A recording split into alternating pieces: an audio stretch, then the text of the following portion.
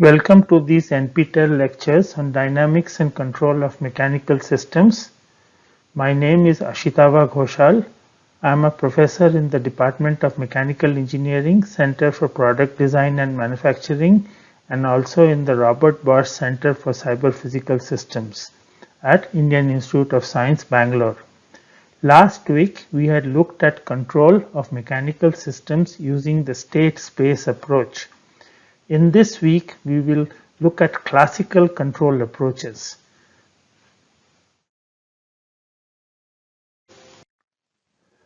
So there will be 3 lectures this week. In the first lecture, we will recap whatever we have learned or seen in state space approach as well as using Laplace transforms. I would also show you what are the advantages of a classical approach over state space approach. In the second lecture, we will look at one of the very well-known classical approaches called the root locus approach. And in the third lecture, we'll look at frequency domain approaches. So let us start with some introduction and recap of what we have seen in the last few lectures.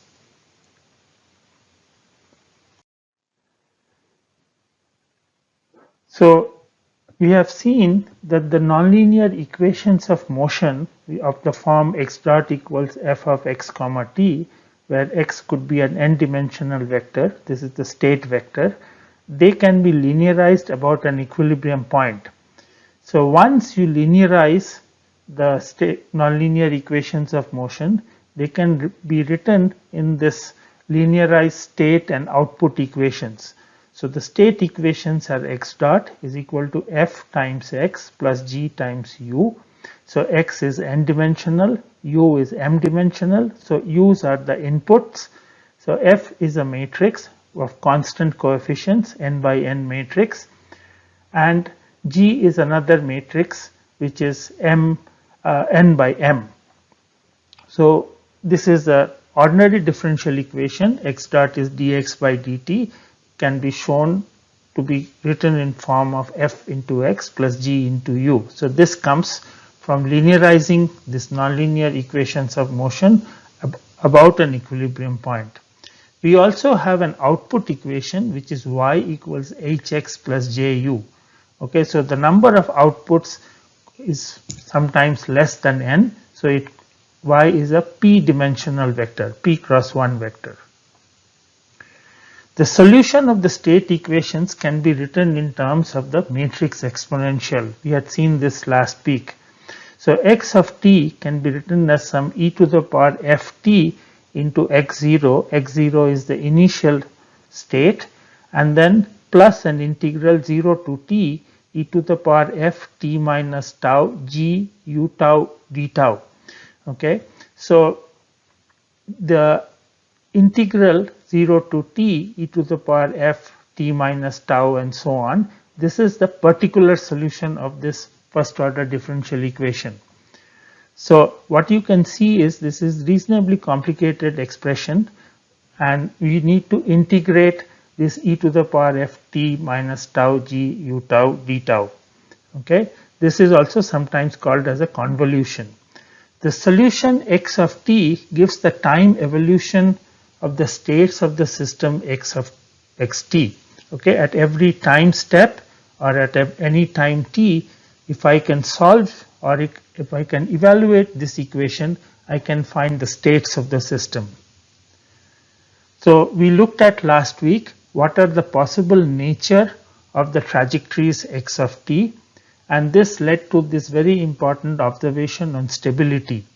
So if the trajectories go off to infinity or become very large for a bounded input, then the system was unstable.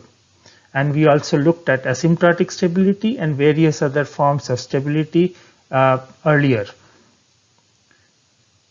The second important concept from state space modeling or analysis is we could also obtain conditions a system can be controlled. Okay, so what was the notion of control of a system? If I could take the states x from some 0, x of 0 to x at tf in finite time by applying u, which is the input to the system, then the system was controllable. And it's a very important and useful notion, because then if the system is controllable, then I can track a desired trajectory. So if I give you any arbitrary desired trajectory, I can ensure by applying u of t, I can track the desired trajectory. So this was the notion of controllability. And then finally, we discussed another important concept called observability, which basically comes from the fact that sometimes we can only measure y or the outputs y. We do not know what are the states, all the states. So if you want to use only the measured output y for control of the system, then there are certain conditions on again f, g and h, such that a system can be taken from one state to another state. Okay, and we had looked at this notion of observability, which implies under what conditions by measuring y we can control the system. Remember, the number of outputs which we measure is typically less than the number of states. So p is less than n.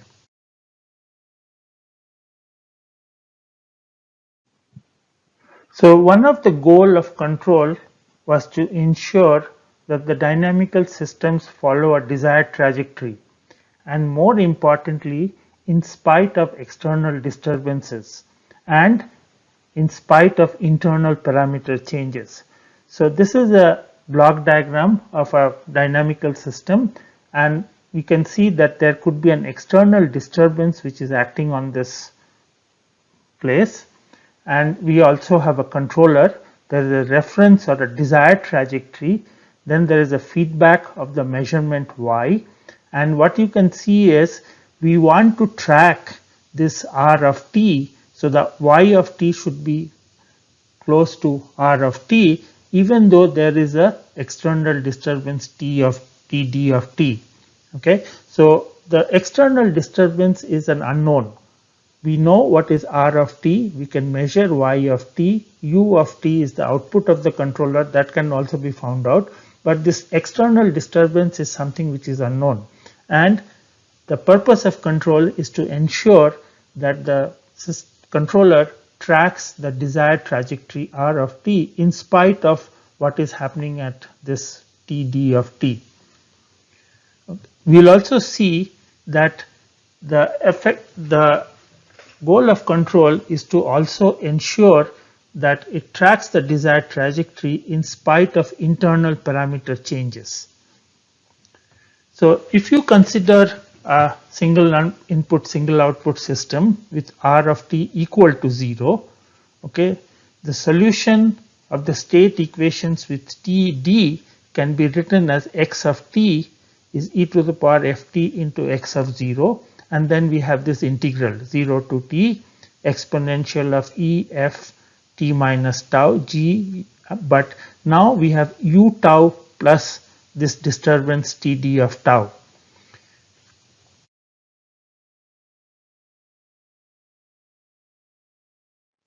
So let us continue. Let us assume that the output equation can be written in terms of the states. So y is h into x. Let us also assume a very simple controller, which is u equals minus k times x. So both h and k are constants. So k is some quantity which we will design somehow. So for initial condition x of 0 equal to 0, the solution of the state equations can be written in this form, which is x of t, which is integral 0 to t e to the power f minus g into k t minus tau, then g into td of t d of t. Okay, and the output can be written as y of t is h into again x. So this is x. So what have we done? We have taken the state equations, the solution of the state equations, and have put x of 0 as 0. So then we will get x of t as some integral and y of t is h into that integral. So it is not really obvious what is happening to y of t due to this Td of t, because basically we have this convolution operation. We have to integrate 0 to t, which is not obvious how to do it. I mean, it can be done, but it is not very straightforward and easy. So the effect of external disturbance on the output, it is not very clear. We can also not easily find out what is the effect of the internal parameter change. So in this expression, let's assume that this f, which is x dot equals fx plus gu, that matrix f becomes f plus delta f. So this is the change of internal parameters is represented by a change in this f matrix. So now y of t is given by again h into again an integral, but in this integral now f will become f plus delta f, and we have still the original terms, which is minus gk into t minus tau and g td tau t tau. So again, it is difficult to estimate the effect of change of f to f plus delta f, what happens to y of t, again because of this complicated integral. So the main difficulty in trying to find out the effect of the external disturbance Td and the change in the internal parameters delta f on the output y of t is basically due to the difficulty or not so easy way to evaluate this integral or this convolution operation. It is even more difficult if you have external desired input. Okay, so in all these analysis, in state space analysis, most of the time we assume that r of t is 0. So if there is an r of t, then this effect of y of t including r of t is even more complicated. Okay, and we can also have more complex controllers. We have assumed the simplest possible controller, which is the output of the controller is linearly related to the states. Remember, k is a constant matrix, but that is not the only way to design a controller. We could have a more complicated controller, and then again to find the effect of this internal parameter change, which is delta f or td or even r of t or controllers, relationship between the u and x, all of that will make this integral much more complicated.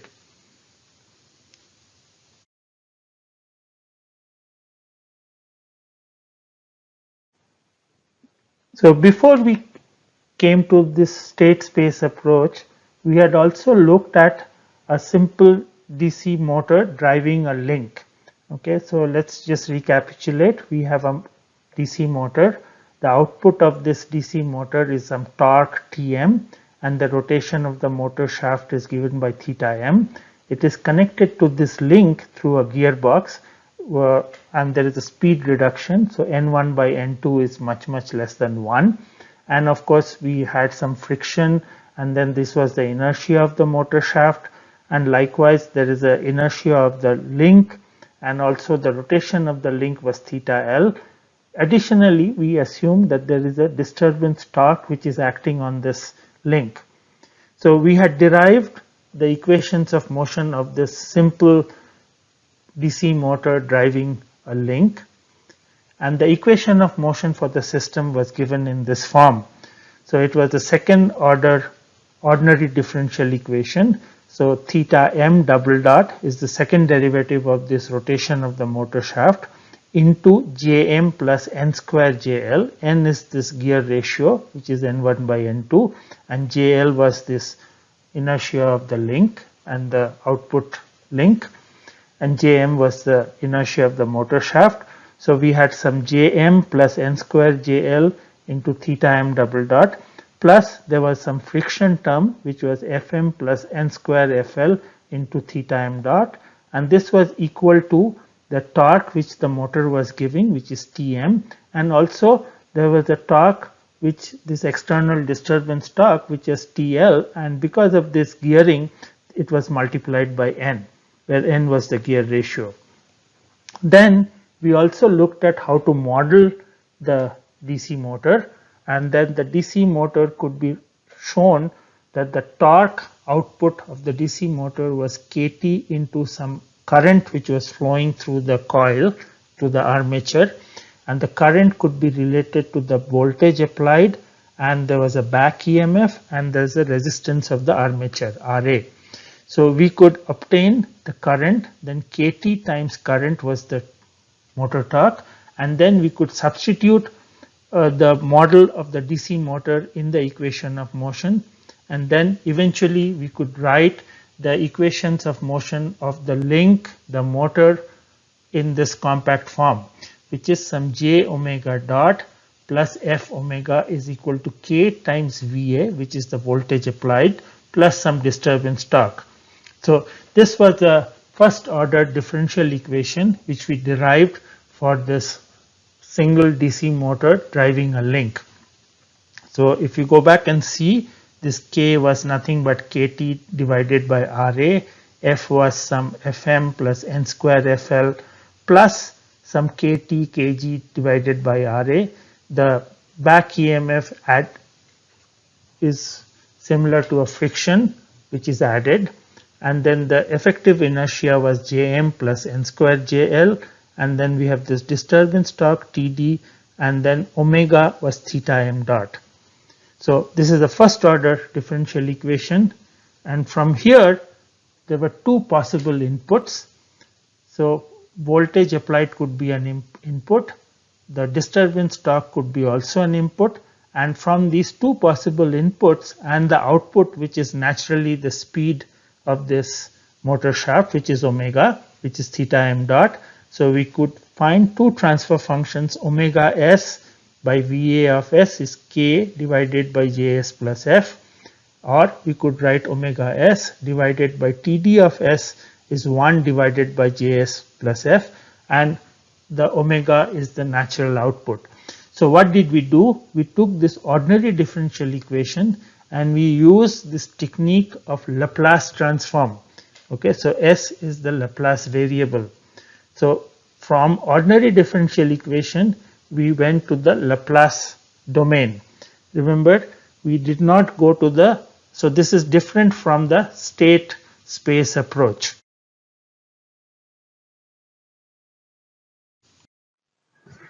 So once we wrote in using this Laplace transform, we can write a block diagram.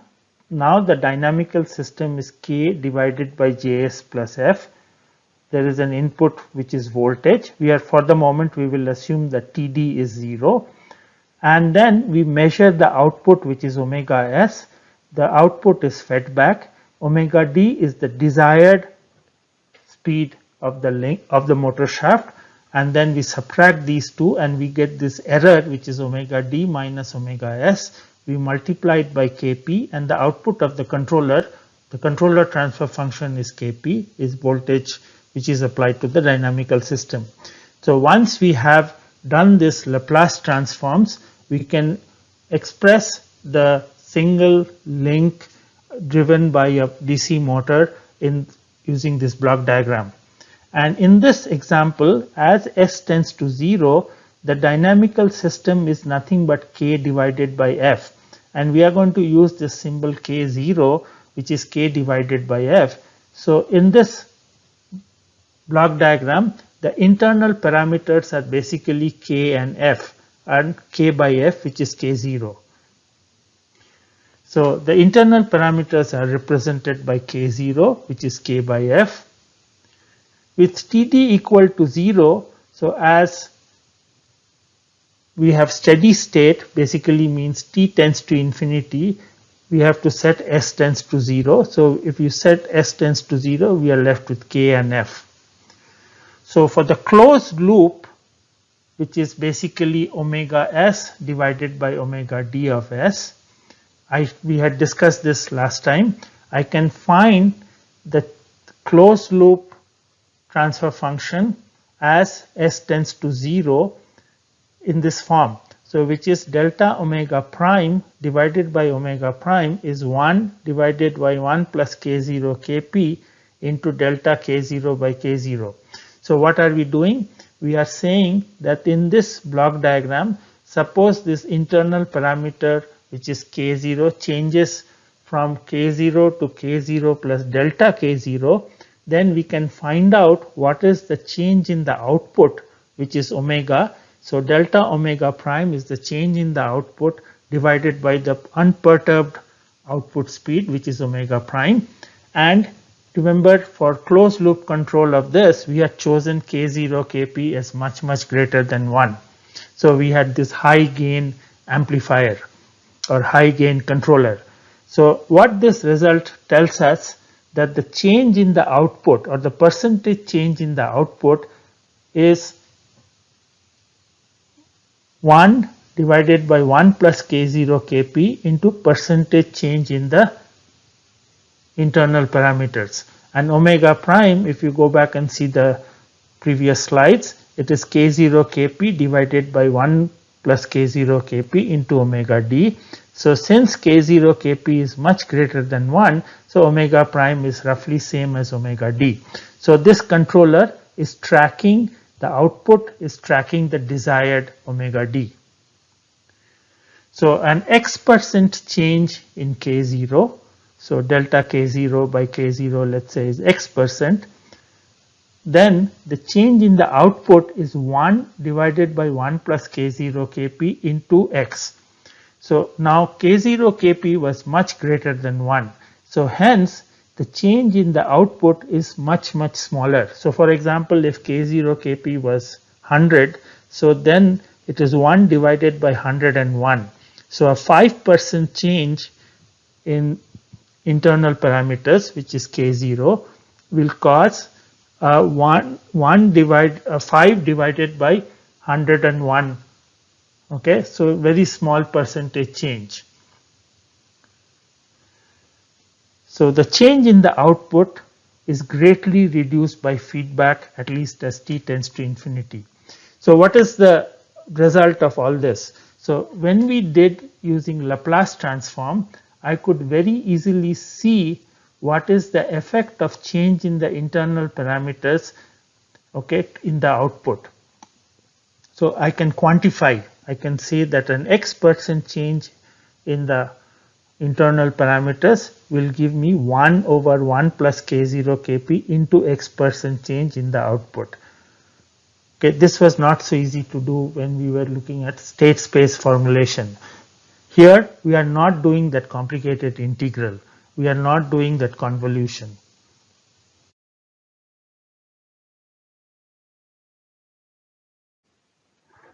So let us now look at what happens when there is an external disturbance. So we have this TD of S. This is again the same plant with the motor, which is K divided by Js plus F. We are measuring the output omega S, and with a sensor whose transfer function is 1. Then we have a controller D of S. So now I want to quantify what is the effect of TD of S on the output of this system. So for this, let us consider again a very simple controller, which is D of S is Kc. So I don't want to intentionally use Kp, which was there, but Kp and Kc are more or less similar. So the output of the controller is nothing but Kc into omega d minus omega. So the effect of the input disturbance Td of t as S tends to 0 is what we want to find out. So again, we can obtain an expression for output omega in terms of omega d and Td. So basically it's a sum of two inputs. So we have k0 kc divided by 1 plus k0 kc into omega d plus k0 divided by 1 plus k0 kc into Td by k. Okay, so there is a Td and there is a 1 by k, and that is what shows up here. So this is u, and here it is Td by k. So this is if you work it out, you will get this expression. And again, k0 is nothing but k by f. which is the internal parameters of the system as s tends to 0 or t tends to infinity.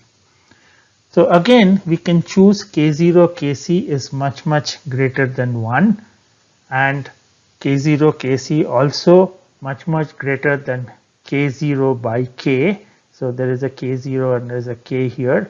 So we can see that if you want to see only the effect of Td, this k0 by k will be here. Or if you look at both these expressions, we can see that kc is much greater than 1 by k. So if you choose the controller gain kc much greater than 1 by k, then what you can see is that the effect of this external disturbance is also reduced. And how much is it reduced? We can actually quantify, because it is some k0 by k into 1 plus k0 kc. That is that relationship between Td and omega.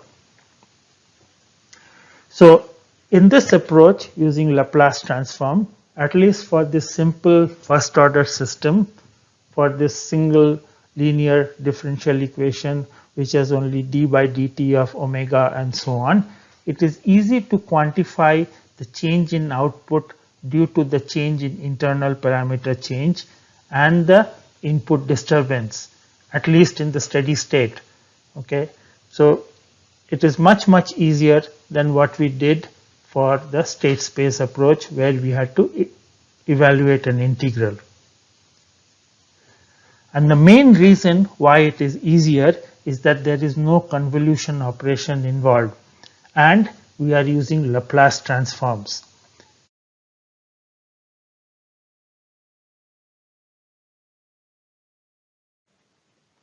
The last thing that we want to sort of go back and relook is this notion of stability. So in the state space approach, the stability could be obtained by the Lyapunov direct method, which basically showed or basically implied that we have to find a Lyapunov candidate function v of x. X again is a state variable, and v of x is positive definite. It is always greater than or equal greater than 0, such that v dot of x is less than or equal to 0. So the Lyapunov direct method said that if you can find a function positive definite v of x whose derivative is negative definite, then the system is stable. And this was a sufficient condition, which basically means that if you started with a v of x, but the v dot of x was not less than 0, then you could not conclude that the system was unstable. We had to keep on trying different v of x. And if you go back and see the last week or earlier, that there were many places where it was not so easy to find this v of x. For a single input, single output system, okay, linear system, x dot equals fx plus gu, it was easier to verify or obtain whether the system was stable or not. So what we showed was the stability of this linear system can be obtained by looking at this characteristic polynomial, which is determinant of lambda I minus f equal to 0. Lambda is a Lagrange multiplier, or we could also look at it as Si minus f equal to 0. And if the roots of this characteristic polynomial are all in the left half plane or all have negative real parts, then it is stable. Okay, so stability from direct method of Lyapunov was harder. However, for a linear system, and also when we use lambda as s and we find the characteristic polynomial, it was much easier. The stability analysis can also be done using inverse Laplace transform. Okay, and I will show you how very quickly. So let us go back and look at this single link driven by a DC servo motor. So we have this desired trajectory omega ds, and there is an output which is the speed of the motor shaft. The block diagram of the plant is k divided by Js plus f, and we have a controller which is described by a constant kp, and there is a measurement which is transfer function of the sensor is 1. So this is a single link manipulator under feedback, and also the disturbance torque is 0. So in this case we do not have any disturbance. So we are looking at a slightly simplified case. The closed loop transfer function between omega and omega d can be obtained.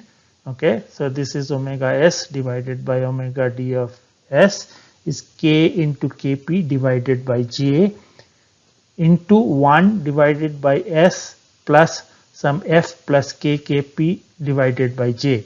So this is like some constant, because k, kp, j are all constants, and this is 1 divided by some s plus a. So we can look at this closed loop transfer function in the S domain after taking the Laplace transforms, and we can very easily see or visualize the stability of the system.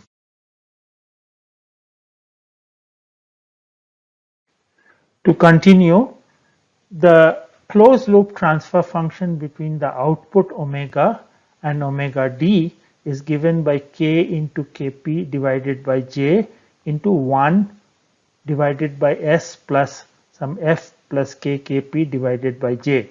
So this f, k, kp, j, these are all constants and positive. So in order to find what is the output of this single link driven by a DC motor and what is the output speed of the motor shaft, we can consider several possible inputs. So omega d could be a variety of possible inputs. Okay, so one way to find out what is the output omega for a given omega d is to consider omega d as a step input. So this is called as the step response of a system. So for such a case, omega d is 1 over s. So this is the plot of in the time domain. So omega d is 1 over s. The inverse Laplace of this will give omega d as 1. So at t greater than 0, omega d of t is 1, and it is 0 when t less than 0. And we want to find out what is happening to omega of t. So we can substitute omega d of s as 1 over s in this expression, and then we can do partial fractions, and then we can do the inverse Laplace transform and find out omega of t. So it turns out that omega of t is of the form 1 minus e to the power minus f plus k kp divided by j into t. And again f, k, kp and j are positive. So this quantity is the positive number. So it is e to the power minus a positive number into t. So it is like e to the power minus at.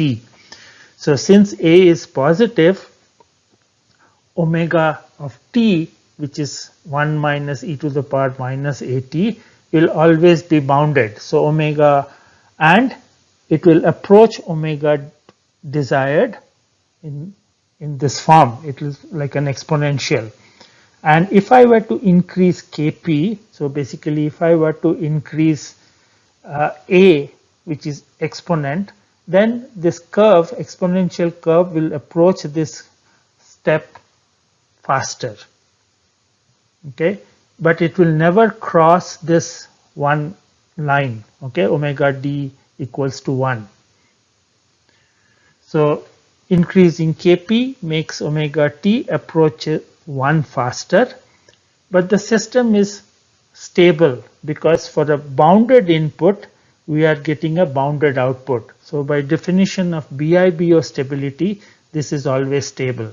So again, what you can see is by using Laplace transform and inverse of Laplace transform, okay, I could easily show you what is the output. Okay, I can plot the output as a function of time for a given step input.